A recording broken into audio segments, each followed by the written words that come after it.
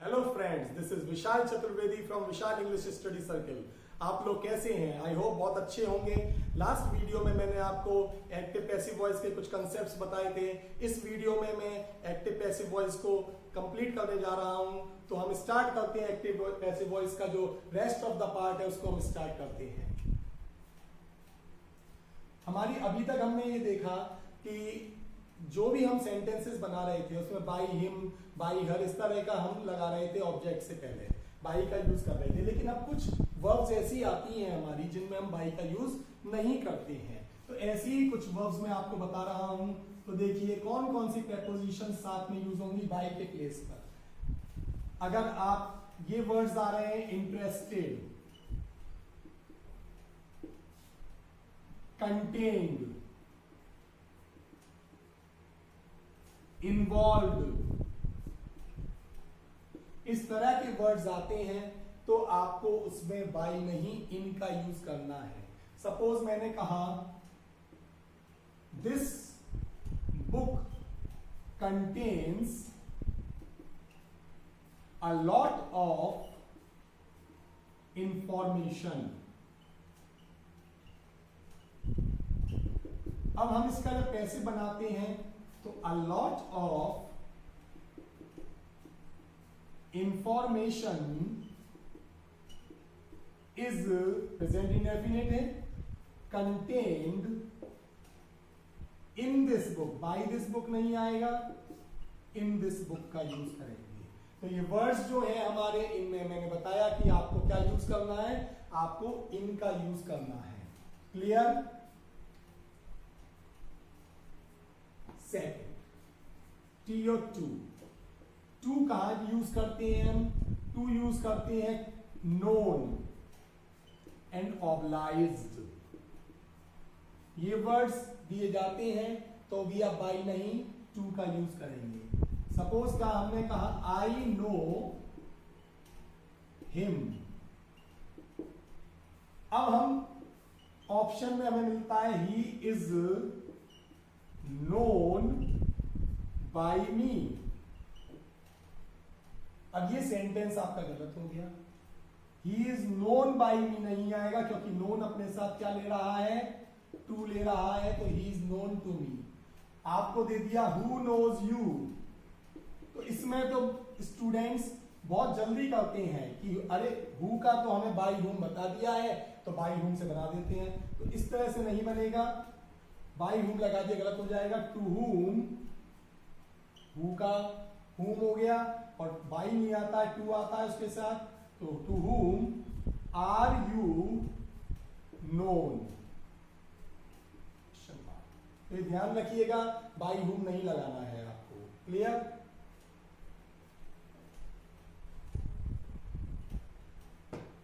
इसके बाद हम विद वाले कुछ वर्ड्स ले रहे हैं। विद कहां कहां लगता है?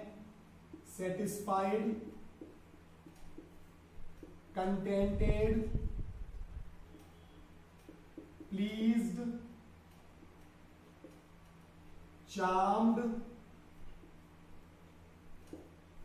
filled, thronged, lined। इस तरह के कुछ वर्ड्स होते हैं इंपॉर्टेंट जिनमें हम क्या लगाते हैं? विद का यूज करते हैं।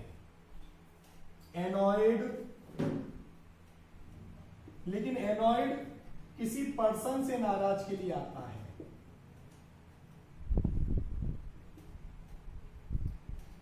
डेकोरेटेड भी हो जाएगा इसमें। तो ये हमारे कुछ वर्ड्स हैं। तो देखिए हिज परफॉर्मेंस satisfied me। तो I was, पास्ट इंडेफिनिट है, was लगा दिया। satisfied, अब हम बाई नहीं लगाएंगे, बाई लगा दिया गलत हो जाएगा। I was satisfied with his performance। इसलिए से एक एनॉयड का एग्जांपल दिखा देता हूं। She annoyed नाराज करना। She annoyed me.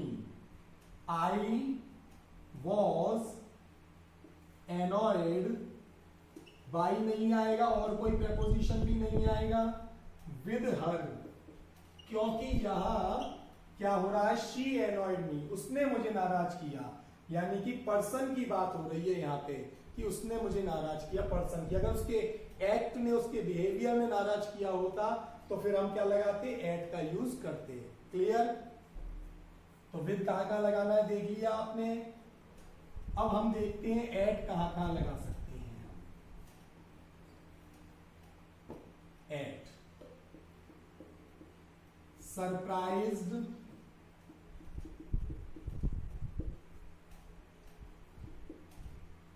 alarmed, shocked, amazed, wondered,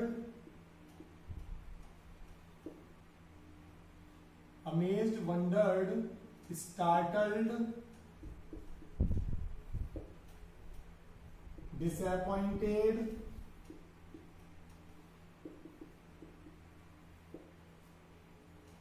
annoyed, लेकिन यहां किसी बात पर नाराज। इन सब के साथ हम क्या लगाते हैं, एट का यूज करते हैं। सरप्राइज्ड, अमेज्ड, वंडर्ड, स्टार्टल्ड, ठीक है, ये सब वर्ड्स क्या है, हम हमारे एस्टोनिश्ड और लिख सकते हैं इसमें। तो surprised, amazed, wondered, startled, astonished, ये सभी क्या है, सिनोनिम्स हैं। ये सभी एक दूसरे के पर्यायवाची हैं, सिनोनिम्स हैं। एग्जाम में आ जाए तो इनमें से किसी का तो आपके सामने सरप्राइज्ड, वंडर्ड, एस्टोनिश्ड, स्टार्टल्ड, ये सभी क्या है हमारे, अमेज्ड, ये सभी सिनोनिम्स हैं एक दूसरे के। एक एग्जांपल ले लेते हैं हम।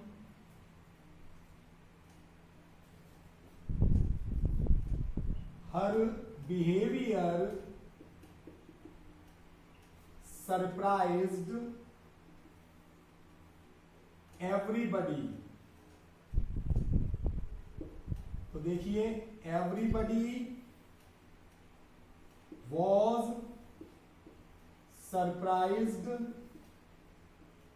बाय हिज बिहेवियर, नहीं बाय हर बिहेवियर, नहीं विद हर बिहेवियर, नहीं, सरप्राइज के साथ क्या लगाते हैं, एट हर बिहेवियर। इसी की जगह ये होता कि हर बिहेवियर एनॉयड एवरीबडी, तो अभी हम क्या लगाते, क्योंकि बिहेवियर उसका एनॉय कर रहा है ना कि वो कर रहा है, तो बिहेवियर उसका एक्शन जो है वो दिया जा रहा है, किसी बात पर नाराज, यानी उसके बिहेवियर पर नाराज होने की बात हो रही है, तो हम एट का यूज उस कंडीशन में भी करते हैं। तो आई होप ये चीज आपको क्लियर हो गई होगी। ओके, हम डायरेक्ट इनडायरेक्ट करते हैं, तो डायरेक्ट इनडायरेक्ट वाले से रिलेटेड कुछ चीजें इसमें मैं बता रहा हूं आपको कि आपका जो नरेशन होता है, नरेशन में एक रिपोर्टिंग वर्ब का पार्ट होता है और एक रिपोर्टेड स्पीच का पार्ट होता है।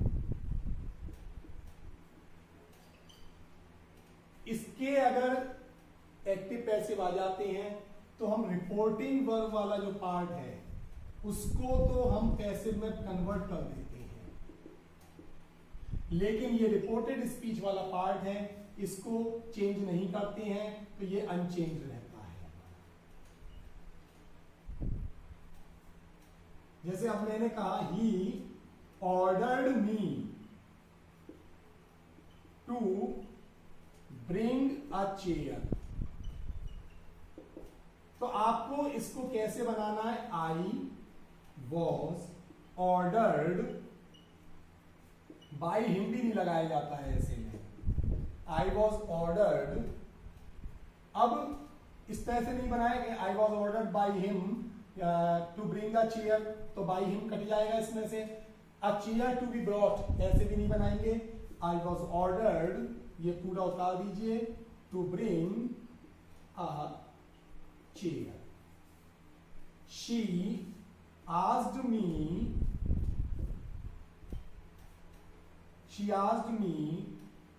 why I would play cricket।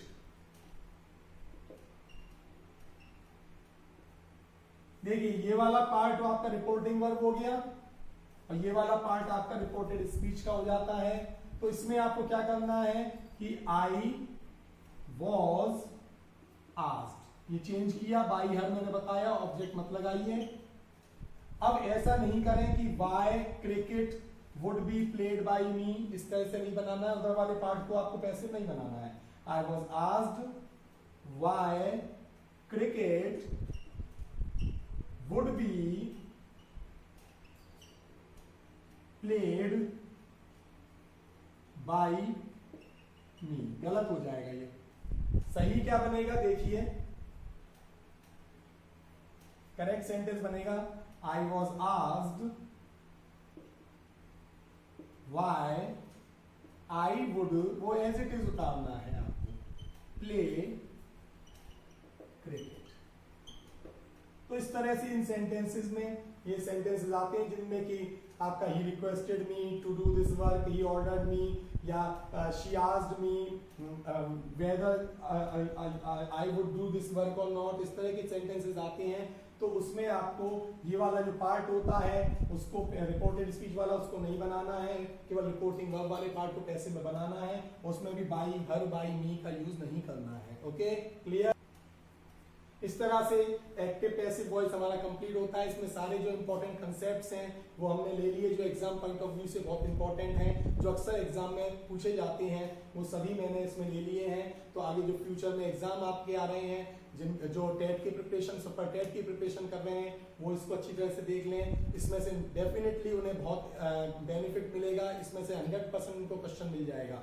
ऐसे ही जो CHSL की प्रिपरेशन कर रहे हैं वो भी इसको अच्छी तरह से पढ़ के जाएं, इसको अच्छी तरह से देख के जाएं, जिससे कि उनको जो भी 1 और 2 मार्क्स का जो भी इसमें जो एक्टिव पैसिव आए वो उनका बिल्कुल करेक्ट हो जाए। तो इसके लिए इसको आप जरूर पढ़ें।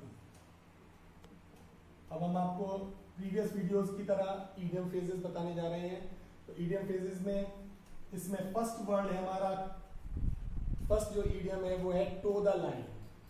टो द लाइन का मीनिंग होता है ओबे ऑर्डर्स, एक ही लाइन पे चलना, यानी किसी के आदेश को मानना। सोन फ्रेंड्स, सोन फ्रेंड्स वो फ्रेंड्स होते हैं जो आपके बहुत ही फेथफुल होते हैं, जो आपके बहुत ही लॉयल फ्रेंड्स होते हैं, जिन पे आप भरोसा कर सकते हैं, रिलायबल होते हैं, उन्हें आप कहते हैं sworn friends means faithful friends.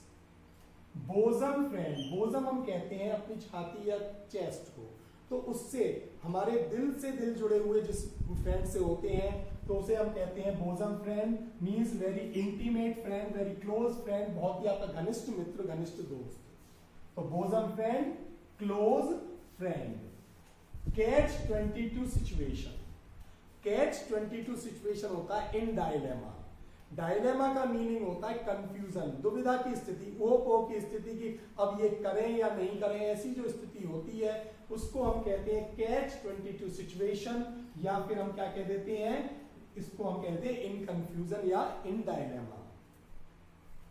Hair depth escape, ये क्या होता है, ये होता है नैरो एस्केप। कोई एक्सीडेंट हो गया, उसमें थोड़ा सा बच गए, बाल बच गए, ठीक है, तो उसके लिए हम कहते हैं narrow escape, hair depth escape, यानी कि बाल बचना।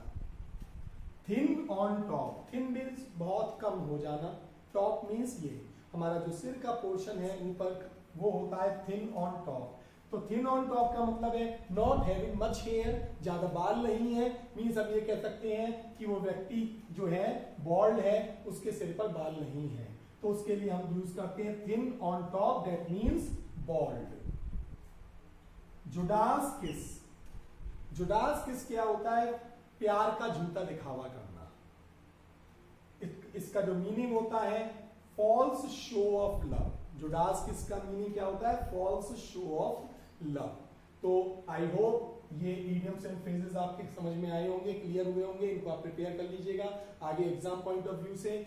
और आज हमारा जो एक्टिव पैसिव का जो टॉपिक है, चैप्टर है, वो कंप्लीट हुआ है। तो हम अपने नेक्स्ट वीडियो में इससे रिलेटेड एक एक्सरसाइज देंगे, एक एक्सरसाइज एक टेस्ट टाइप में बनाएंगे, उसको आपको प्रोवाइड करेंगे। Thank you. यदि आपको ये मेरी वीडियो पसंद आई हो तो इसे लाइक कीजिए, शेयर कीजिए और ज्यादा से ज्यादा सब्सक्राइब कीजिए, जिससे कि मुझे भी आगे अच्छे और अच्छा मटेरियल और अच्छा कंसेप्ट देने के लिए एक इंस्पिरेशन मिले। और साथ ही मैं ये कहना चाहूंगा कि बेल आइकन को प्रेस करना मत भूलिए, जिससे कि मेरे चैनल से रिलेटेड जितनी भी नोटिफिकेशंस हैं वो आपको मिलती रहे। Thank you.